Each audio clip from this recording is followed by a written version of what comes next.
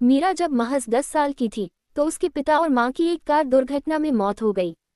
मीरा की दुनिया रातों रात बिखर गई।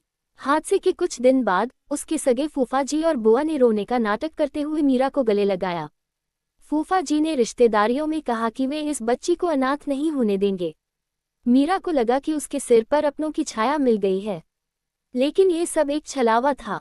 जैसे ही पिता के नाम का आलिशान मकान और बैंक बैलेंस फूफा जी ने अपने नाम करवाया, मीरा का जीवन नरक बन गया। एक रात फूफा जी मीरा को शहर के एक पुराने सुनसान सरकारी अनाथ आश्रम छोड़ आए और वार्डन से कह दिया कि इसे यहीं रखो, यह मानसिक रूप से बीमार है और अपने ही घर में चोरी करती है। उस अनाथ आश्रम की मालकिन थी मैडम डिसूजा। फिल्मों में जैसा अनाथ आश्रम दिखता है, यहाँ उसका ठीक उल्टा था। दुबले पतले डरे हुए बच्चे, गंदे कपड़े और एक वक्त का रूखा सूखा खाना। मैडम डिसूजा ने मीरा के आते ही उसके हाथ से उसकी मां की आखिरी निशानी, एक चांदी का लॉकेट, छीन लिया। वहां मीरा की मुलाकात आदित्य नाम के एक लड़के से हुई, जो उसी आश्रम में पला बड़ा था। आदित्य चुपचाप रहता था, लेकिन वो चुपके से छोटे बच्चों की मदद करता था। उसने मीरा से कहा कि यहाँ रोने वालों को कोई नहीं पूछता, अगर जिंदा रहना है तो अपनी आंखों के आंसू सुखाने होंगे। आदित्य के साथ रहकर मीरा बड़ी हुई। उसने पढ़ाई में अपना ध्यान लगाया और देखते ही देखते 21 साल की हो गई। अनाथ आश्रम के सबसे ऊपरी माले पर एक पुराना कमरा था, जिस पर हमेशा भारी ताला लगा रहता था। मैडम डिसूजा सख्त हिदायत देती थी कि कोई उस कमरे की तरफ नहीं जाएगा। एक दिन मैडम डिसूजा बीमार पड़ गई और अस्पताल भर्ती हुई। ऑफिस की चाबियों का गुच्छा आदित्य के हाथ लग गया।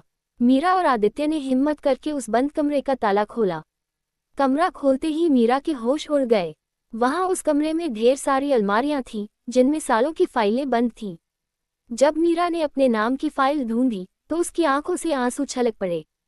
फाइल के कागजों से पता चला कि उसके फूफा जी हर महीने अनाथ आश्रम को मीरा के पिता के ट्रस्ट से भारी रकम भेजते थे, लेकिन वो पैसा मीरा तक पहुंचाने के लिए नहीं, बल्कि मैडम डिसूजा को मीरा को हमेशा वहीं कैद रखने और उसकी दिमागी हालत खराब बताने के लिए दिया जाता था।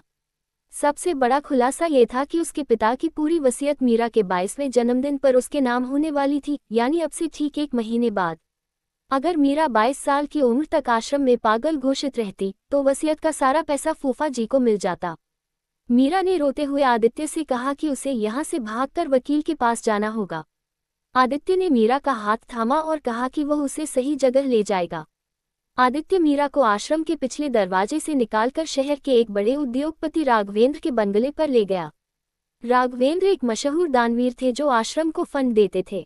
मीरा ने राहत की सांस ली कि अब उसे इंसाफ मिलेगा, लेकिन जैसे ही मीरा ने अपनी कहानी राघवेंद्र को सुनाई, वे धीरे से हंसे। उन्होंने तुरंत फोन उठाया और कहा कि तुम्हारी भतीजी मेरे पास है, वसीयत के कागजात तैयार रखो। राघवेंद्र कोई दानवीर नहीं, बल्कि मीरा के फूफा जी के बिजनेस पार्टनर थे। आदित्य ने मीरा को बचाने के बजाय सीधे उसके दुश्मनों के हवाले कर दिया था। मीरा का दिल पूरी तरह टूट गया। उसे लगा कि आदित्य ने पैसों के लिए उसे बेच दिया। मीरा को बंगले के एक कमरे में बंद कर दिया गया। अगले दिन उसका 22वां जन्मदिन था और कागजों पर दस्तखत करवाने के लिए फूफा जी और बुआ भी वहां पहुंच गए। फूफा जी ने मीरा के सामने वसीयत के कागज रखे और कहा कि दस्तखत कर दो मीरा, वरना तुम्हारी दिमागी हालत की झूठी रिपोर्ट कोर्ट में जमा करवा दी जाएगी। मीरा की आंखों में बेबसी थी और वो कलम उठाने ही वाली थी कि तभी अचानक बंगले का मुख्य दरवाजा जोर से खुला। अंदर पुलिस अधिकारियों की एक पूरी टीम घुसी और उनके साथ थे आदित्य और शहर के सबसे बड़े मानवाधिकार वकील। पुलिस ने तुरंत फूफा जी, बुआ और राघवेंद्र को गिरफ्तार कर लिया। मीरा हैरान होकर आदित्य को देखने लगी। तब वकील ने खुलासा किया कि आदित्य ने धोखा नहीं दिया था।